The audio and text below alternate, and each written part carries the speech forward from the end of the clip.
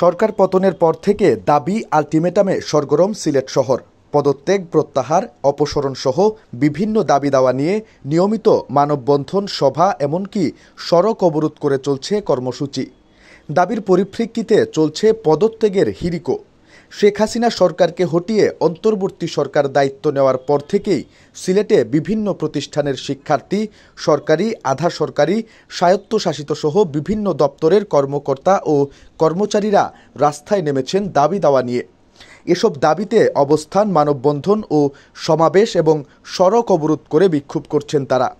মঙ্গলবার MG Osmani medical college সহ বিভিন্ন সরকারি বেসরকারি হাসপাতাল থেকে ভুয়া নার্স ব্রাদার্সদের অপসারণের দাবিতে এই আন্দোলন করেছেন বিভিন্ন হাসপাতালের সিনিয়র নার্স ব্রাদার্স ও নার্সিং কলেজ থেকে পাশ করা সেবক সেবিকারা। 19 আগস্ট তীব্র আন্দোলনের মুখে পদত্যাগ করেছেন গোয়াইনঘাট সরকারি কলেজের অধ্যক্ষ মোহাম্মদ ফজলুল হক এবং কোম্পানিগঞ্জের এম সাইফুর রহমান ডিগ্রি কলেজের অধ্যক্ষ মোহাম্মদ নজরুল ইসলাম। তাদের বিরুদ্ধে নানা অনিয়ম ও দুর্নীতির অভিযোগে শিক্ষক, শিক্ষার্থী ও অভিভাবকরা আন্দোলন করেন। এর আগে রোববার উপাচার্য, ট্রেজারার ও রেজিস্ট্রারের পদত্যাগের এক দফা দাবিতে আন্দোলনে নামেন সিলেট মেডিকেল বিশ্ববিদ্যালয়ের বৈষম্য বিরোধী কর্মকর্তা কর্মচারী পরিষদ।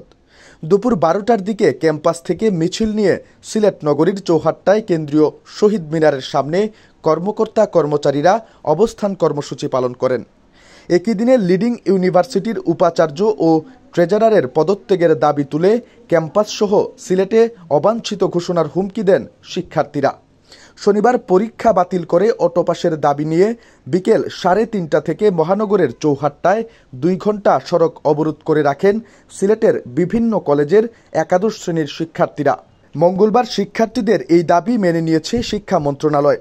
এদিকে 10 আগস্ট শিক্ষার্থীদের আন্দোলনের মুখে সিলেটের শাহজালাল বিজ্ঞান ও প্রযুক্তি বিশ্ববিদ্যালয় সহ কয়েকটি ভার্সিটিতে পদত্যাগ করেছেন উপাচার্য, উপ উপাচার্য এবং প্রক্টরেরা।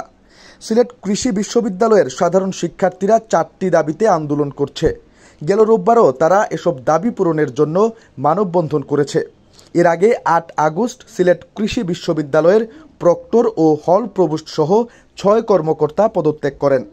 এদিকে নগরীর সমাজের প্রতিনিধিরা বলছেন, নতুন সরকারের কাছে মানুষের চাওয়া পাওয়া থাকা স্বাভাবিক, তবে শুরুতেই অতিরিক্ত আন্দোলন হলে সেটি আবার সরকারের জন্যই চ্যালেঞ্জ হয়ে দাঁড়াবে।